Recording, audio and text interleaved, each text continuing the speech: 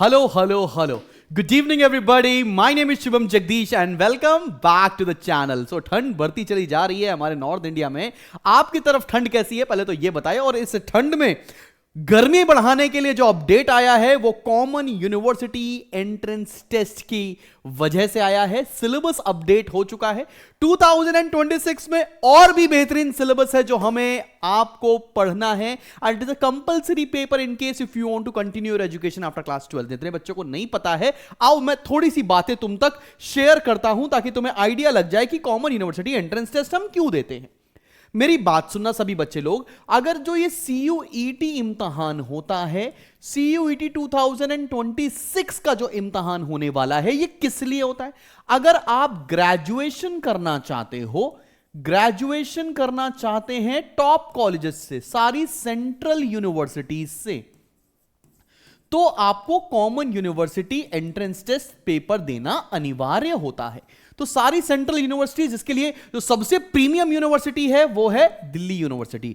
DU के ही अंदर आपके सारे कॉलेज आते हैं, जैसे SRCC हो गया, देन हिंदू हो गया, हंसराज हो गया. ये सारे कॉलेज इसी के अंडर आते हैं. अगर आपको BHU जैसे कॉलेज में जाकर अपनी पढ़ाई करनी है, या इसी के साथ साथ बहुत सारे प्राइवेट यूनिवर्सिटीज भी आपके कॉमन यूनिवर्सिटी एंट्रेंस टेस्ट का वेटेज लेती हैं, तो उसके अंदर जाना है. TISS के अंदर जाना है, Tata institute of social sciences के अंदर. तो इस तरह कॉलेज के अंदर जाने के लिए आपको CUET का पेपर देना अनिवार्य है. तो जितने कॉमर्स के बच्चे हैं उनके लिए तो ये उनका IIT JEE का इम्तहान होता है जो हर बच्चे को देना ही देना चाहिए. चाहे आपको कोलकाता में रहकर CA करना हो या आपको आगे चल के कोई प्रोफेशनल एजुकेशन ACCA करना हो, लेकिन हर बच्चे को CUET का पेपर देना ही देना चाहिए. क्या पता आपका एडमिशन हमारे दिल्ली यूनिवर्सिटी जैसे टॉप कॉलेज में हो सके.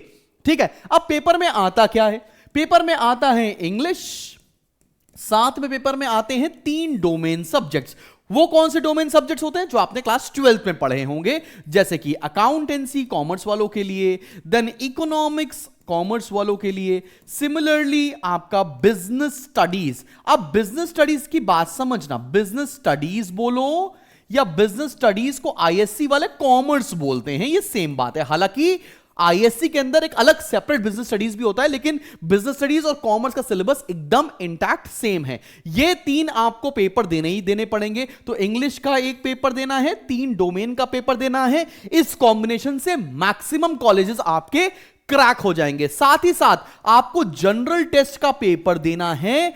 अगर आपको प्रोफेशनल स्टडीज करनी है, जैसे BBA की तरफ जाना है, अगर आपको जर्नलिज्म की तरफ जाना है, तब आपको इंग्लिश 3 डोमेन और जनरल टेस्ट देना होगा. जिन बच्चे के पास मैथमेटिक्स है वो मैथमेटिक्स का भी पेपर दे सकते हैं. तो मैक्सिमम कॉम्बिनेशन. अब बच्चे सोचते हैं ना, SRCC में BCom के अंदर, BCom ऑनर्स के अंदर जाने के लिए आपको क्या करना है? आपको इंग्लिश का पेपर देना है, साथ में 3 डोमेन का पेपर देना है, and then you are good to गो.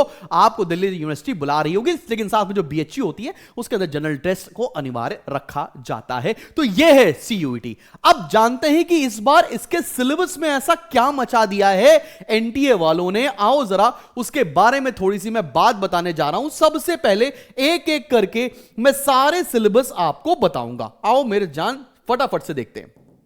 चलो भाई, सबसे पहले जो मैं आपके सामने सिलेबस खोलने जा रहा हूं वो खोलूंगा इकोनॉमिक्स का, बिकॉज इकोनॉमिक्स के सिलेबस में सबसे ज्यादा चेंजेस देखने को मिले हैं. भाई देखो, जनरली बच्चा क्या पढ़ता है? अगर ISC से आप पढ़ रहे हैं तो आपने क्लास 12 के अंदर माइक्रो इकोनॉमिक्स पढ़ते हैं और साथ में मैक्रो इकोनॉमिक्स पढ़ते हैं. अगर आप CBSE से हैं तो आप 12th क्लास में क्या पढ़ते हो? इंडियन इकोनॉमिक डेवलपमेंट और मैक्रो इकोनॉमिक्स पढ़ते हो. तो कुल मिलाकर सारे बच्चे माइक्रो मैक्रो कॉम्बिनेशन या IED मैक्रो का कॉम्बिनेशन पढ़ते हैं. मगर CUET सिलेबस, क्योंकि एक एडवांस पेपर होने जा रहा है, यहां पर 3 सब्जेक्ट्स पूछे जाएंगे. माइक्रो इकोनॉमिक्स तो पूछी जाएगी, मैक्रो इकोनॉमिक्स भी पूछी जाएगी, साथ में इंडियन इकोनॉमिक डेवलपमेंट भी आपसे पूछा जाएगा इस पर्टिकुलर इम्तिहान के अंदर. मतलब इकोनॉमिक्स में 3 सब्जेक्ट्स हैं, माइक्रो भी, मैक्रो भी और IED भी, इंडियन इकोनॉमिक डेवलपमेंट भी.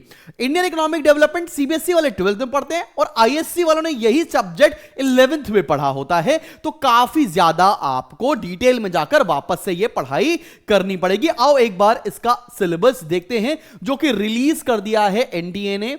मैं आपको पहले कमेंट में लिंक छोड़ दूंगा जहां से आप ये सारी चीजें, ये सारे सिलेबस डाउनलोड कर सकते हैं। हालांकि मैं ये सारे सिलेबस अपनी एप्लीकेशन के ऊपर भी डाउनलोड कर लूंगा फ्री स्टडी मिडल सेक्शन के अंदर, तुम वहां से भी ले सकते हो। तो सबसे पहले देखा जाए कि यूनिट 1 में क्या आ रहा है, theory of consumer behaviour, micro economics का पोर्शन है। इसमें सेंट्रल प्रॉब्लम्स के बारे में पढ़ना है, फिर consumers equilibrium, demand, production and cost, then theory of firms under perfect competition, मतलब सप्लाई के बारे में और फॉर्म्स ऑफ मार्केट के बारे में, देन मार्केट इक्विलिब्रियम के बारे में आपको यहां तक चीजें पढ़नी, मतलब पूरा माइक्रो इकोनॉमिक्स तो आ ही रहा है। साथ में आते हैं मैक्रो इकोनॉमिक्स के अंदर, इसके अंदर नेशनल इनकम आपको पढ़नी है, मनी एंड बैंकिंग पढ़ना है, determination of income and employment पढ़ना है, फिर साथ में गवर्नमेंट बजट पढ़ना है और साथ ही साथ balance of payment, foreign exchange, ये सारी चीजें पढ़नी, मतलब पूरा मैक्रो का भी पोर्शन आपको बेटा जी कंप्लीट करना है। फिर आते हैं आईडी के अंदर। आईडी के अंदर पहले पढ़ना है आपको डेवलपमेंट पॉलिसीज एंड एक्सपीरियंस, मतलब 1947 से लेकर 1990 तक की क्या सिचुएशन थी उसके बारे में। देन आपको पढ़ना है इकोनॉमिक रिफॉर्म सिंस 1991, जो इकोनॉमिक रिफॉर्म्स आए हैं जिसको हम लोग एलपीजी बोलते हैं, लिबरलाइजेशन, प्राइवेटाइजेशन, ग्लोबलाइजेशन, उसके बारे में पढ़ना है। थर्ड यूनिट के अंदर पढ़ना है कि आज की डेट में हमारी इकोनॉमी क्या चैलेंजेस फेस कर रही है। एंड फोर्थ पढ़ना है आपको डेवलपमेंट एक्सपीरियंस ऑफ इंडिया, ये कंपैरिजन पढ़ना है इंडिया का नेबरिंग कंट्रीज के साथ।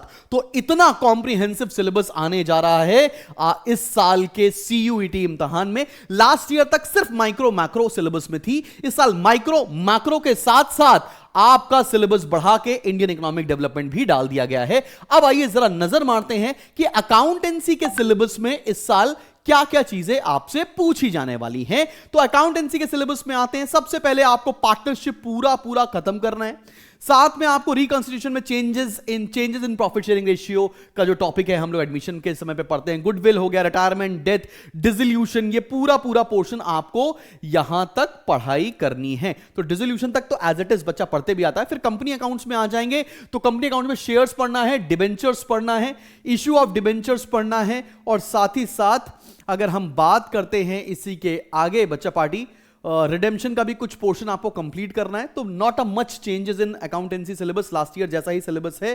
साथ में आपको एनालिसिस ऑफ फाइनेंशियल स्टेटमेंट भी पढ़ना है, जिसको हम लोग अगर आप कैश फ्लो स्टेटमेंट जिसको हम पार्ट भी बोलते हैं, वही वाला पोर्शन।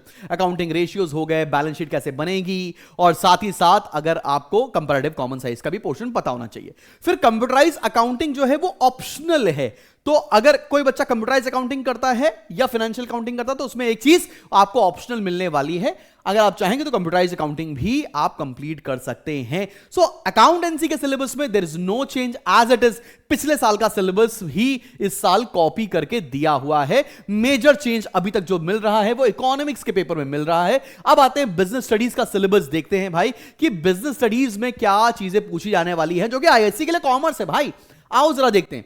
सबसे पहला nature and significance of management, मतलब जिसको मैनेजमेंट आर्ट साइंस कॉमर्स बोलते थे, आर्ट साइंस और प्रोफेशन वही वाला topic. Then principles of management, business environment, exactly syllabus same as planning है। Then organising, staffing, directing, controlling, पूरा मैनेजमेंट पूछा जा रहा है। देन बिजनेस फाइनेंस पूछा जा रहा है एंड देन फाइनेंशियल मार्केट के साथ साथ मार्केटिंग पढ़ना है, मार्केटिंग मिक्स पढ़ना है और कंज्यूमर प्रोटेक्शन। मतलब यहां पर भी कोई चेंज आपको देखने को नहीं मिलने वाला है when it comes to your business studies का पेपर। चलो भाई आगे बढ़ते हैं और देखते हैं कि इंग्लिश के पेपर में क्या पूछा जाने वाला है। इंग्लिश का पेपर कंपैरेटिवली आईएससी वाले बच्चों को अपर हैंड मिलता है, बिकॉज बहुत सारा पोर्शन वो बच्चे क्लास 11th एंड 12th में पढ़ रहे होते हैं।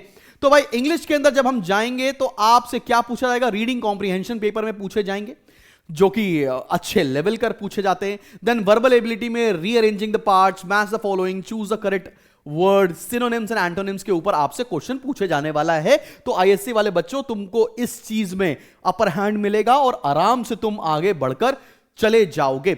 अब जनरल टेस्ट का भी सिलेबस मैं दिखा देता हूं, जो कि मेजरली यही आपको टॉपिक कवर करने पड़ेंगे। जनरल टेस्ट के अंदर आपको पढ़ना क्या क्या है बेटा जी। जनरल टेस्ट के अंदर आपको करंट अफेयर्स पढ़ने, पिछले 6 महीने का current affairs will be more than sufficient. साथ ही साथ आपको पढ़ना है general mental ability, numerical ability, इसको हम लोग क्वांटिटेटिव एप्टीट्यूड बोलते हैं। देन लॉजिकल रीजनिंग आपको पढ़नी है, एनालिटिकल रीजनिंग पढ़नी है और general science and environmental literacy, ये पोर्शन आपको खत्म करना है। तब जाकर आपका सीयूईटी का पूरा सिलेबस कंप्लीट हो पा रहा होगा। साथ में अगर तुम्हें कोई डाउट लगता है कि भाई मेरे को कोई बात समझ में नहीं आई है, या ऐसा कुछ है जो तुमसे छूट रहा है या तुम्हें नहीं पता है कि सीयूईटी को हमें कब से प्रिपेयर करना चाहिए, क्या स्ट्रैटेजी होनी चाहिए, तो इस चैनल पर मैं सारी बातें आपको लेकर आता रहूंगा। और जितने भी ये सिलेबसेस हैं मैं अपने फ्री स्टडी मटेरियल सेक्शन में भी डाल दे रहा हूं, और मैं सीयूईटी के सारी अपडेट्स आपको इस चैनल पर दूंगा, साथ ही प्रिपेयर भी कराऊंगा। लेकिन अभी क्या करना चाहिए, अभी सिर्फ और सिर्फ आपको बोर्ड्स के ऊपर फोकस करना चाहिए।